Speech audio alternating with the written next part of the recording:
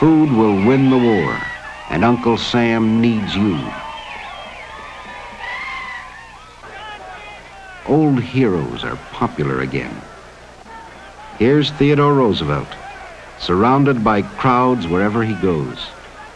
Everything's just bully. And there's a parade in every city and town.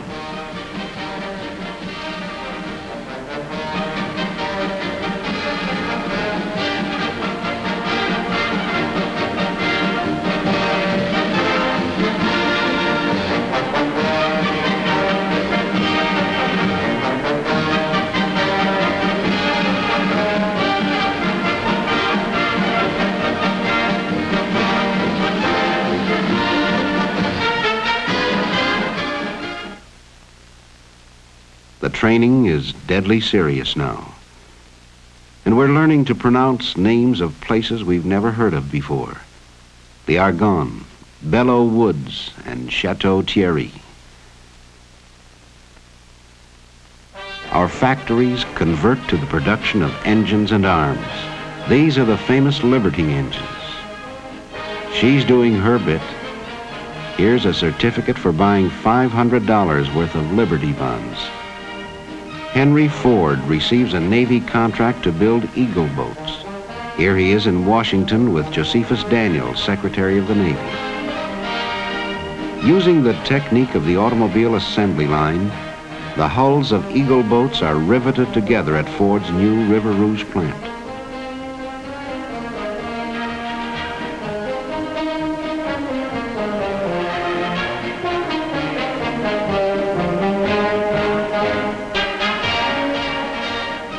The launching of an Eagle boat.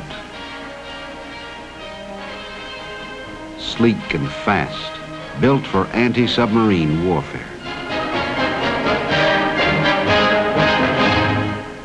At Highland Park, Ford experiments with a small tank, powered by 2 Model T engines.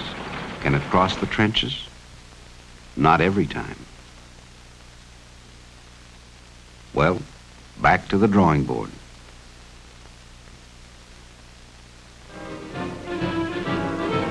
The city of Detroit turns out to say goodbye and good luck to those who go to fight in foreign fields.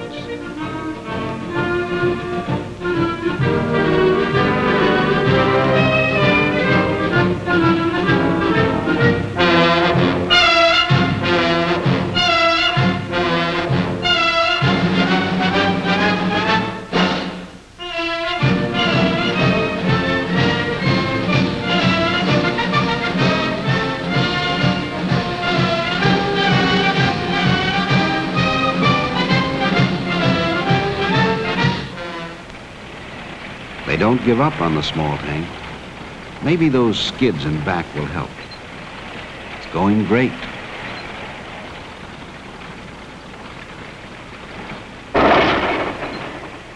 Too bad.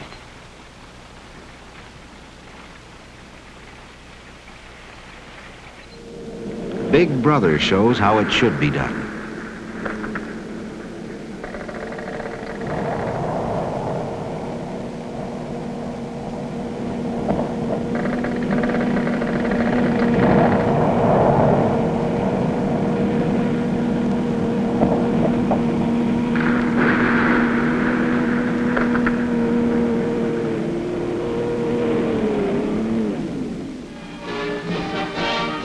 At Highland Park, the men turn out for a patriotic parade and rally.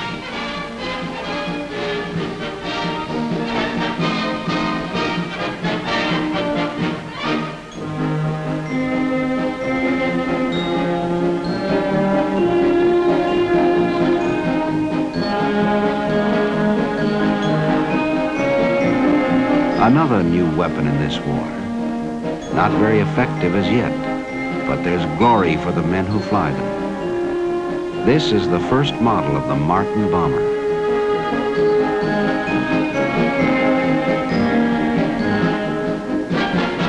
Eddie Rickenbacker, America's flying ace, comes home to encourage more plane production. Here's how they manufacture Curtiss H-type flying boats.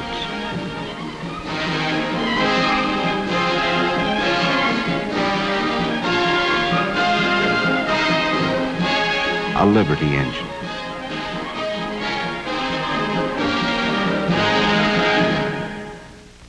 The faces of America at war. These are men working in the shipyard at Hog Island. The Red Cross girl, a familiar and friendly sight. Captain Kittle. He's worked at the Bureau of Engraving in Washington since 1864. Barracks life in an army camp.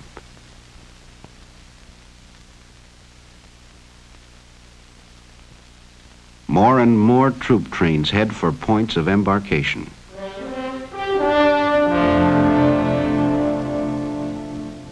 The last cup of coffee before we shove off.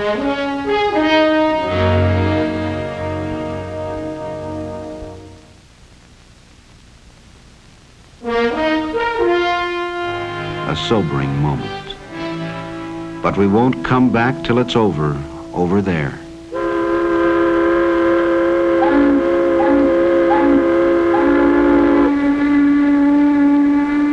Meanwhile, back at the tank test, there goes another one. But soon the bugs are all ironed out and the government places an order for 15,000 tanks.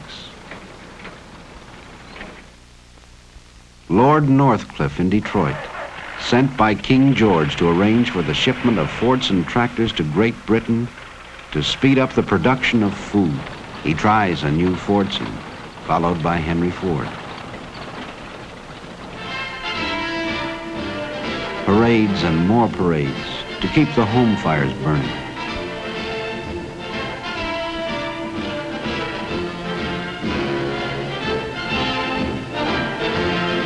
Now's the time to buy Liberty bonds so we can finish the job we've started. Keep buying them, mister. And then it's over. All over.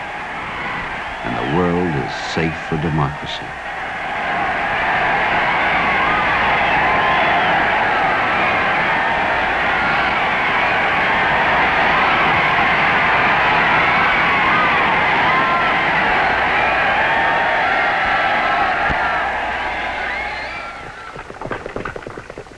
One more parade in Washington. There's President Harding and General Blackjack Pershing. They're marching to Arlington Cemetery to bury the unknown soldier. Lots of changes around the country now. Seems like everyone's on the move. But we've got to do something about those roads.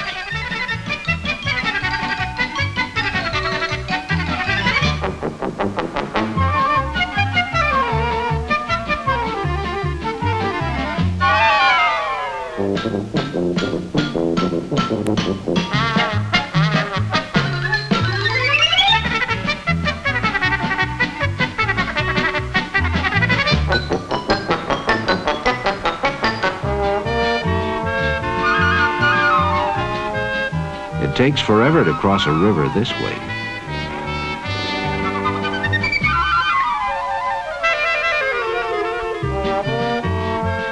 We begin to build new roads as fast as we can.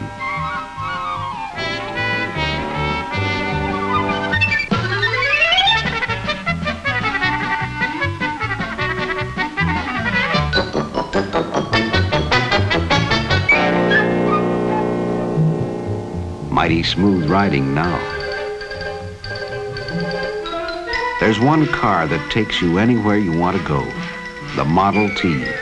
Strong, sturdy, with a will of its own.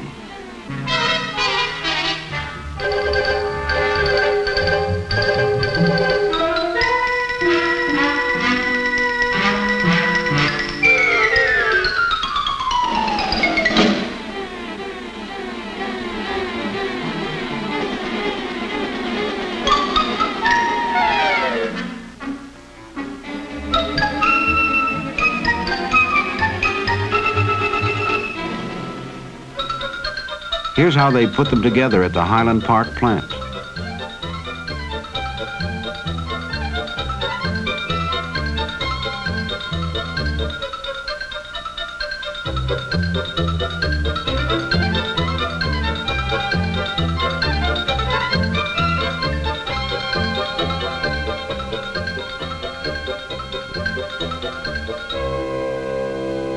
A car comes off the end of the line every 10 seconds.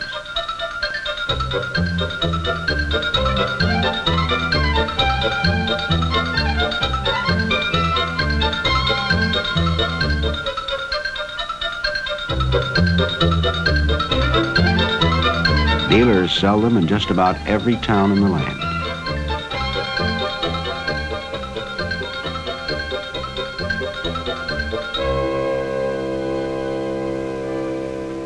There's no end to what you can do when you own a car. No longer locked on the land, the farmer's wife can get away from the farm for a while and take the baby down the road for a visit. Trucks take over the job of moving produce to market.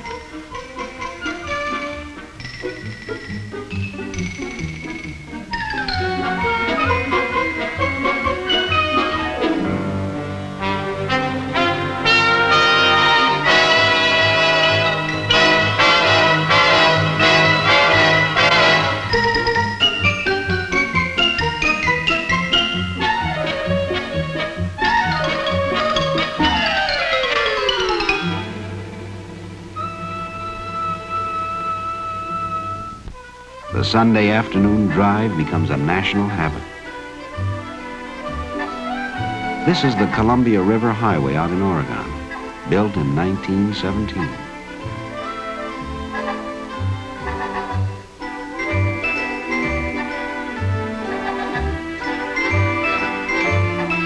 Magnificent sights to see in America, and a car's the way to get there.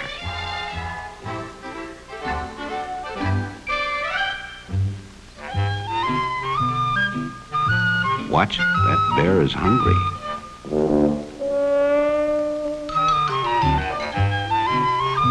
For a real vacation, nothing beats a camping trip.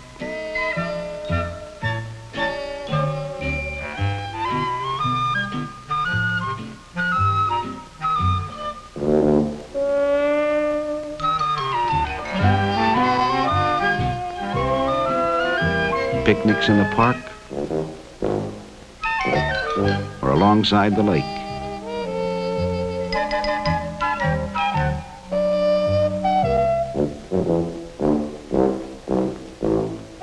You can even sleep in a car if you want. Henry Ford and his friends go camping in style. President Harding arrives to pay a Sunday visit while they're in the Great Smoky Mountains. Here he is with Harvey Firestone.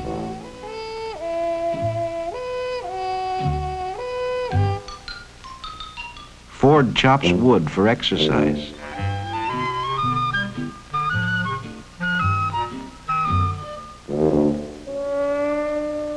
While Thomas Edison takes a snooze.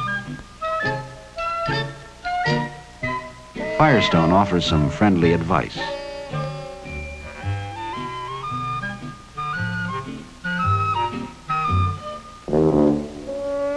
The president takes a turn with the axe.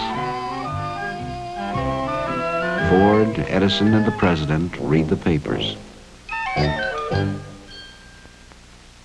One way to keep them down on the farm, buy a tractor. They're selling more every year.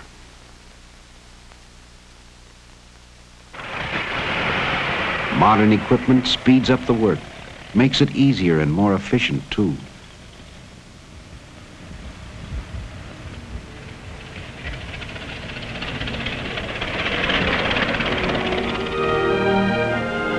Now electricity does the chores for the farmer's wife.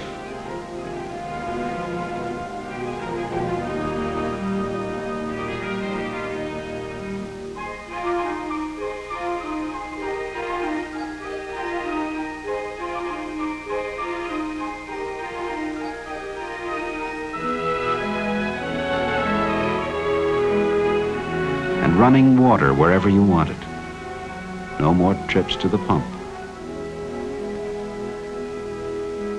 And no more churning for grandmother. There's a growing problem in the cities. What to do about all the traffic? Sometimes it seems to go like this.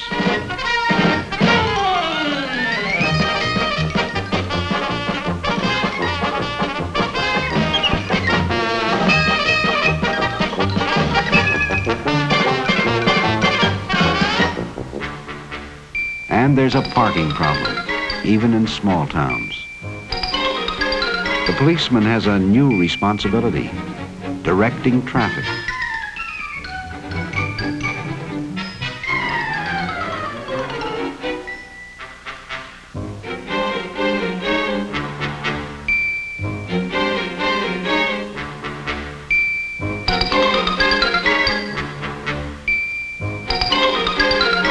Steps are taken to dramatize the need for safer driving.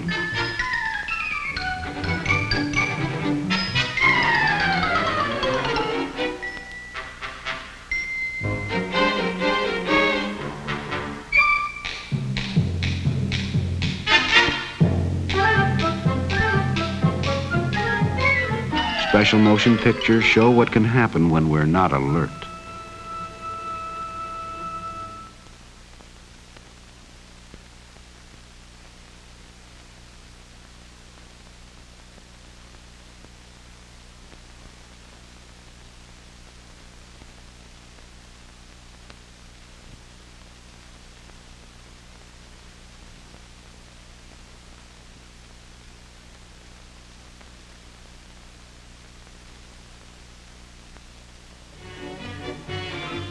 The age of the automobile changes nearly every aspect of American life.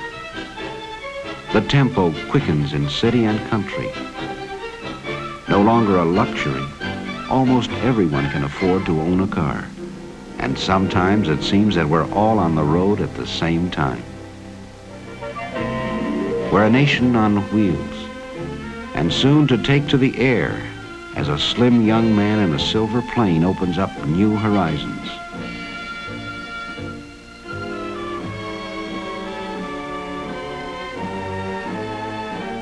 Here he is, Charles A. Lindbergh, landing at the Ford Airport.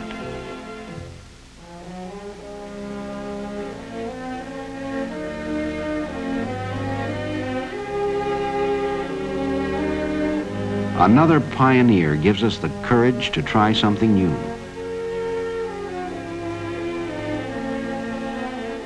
In no time at all, there are scheduled flights to anywhere you want to go. The dimensions of time and space are further diminished.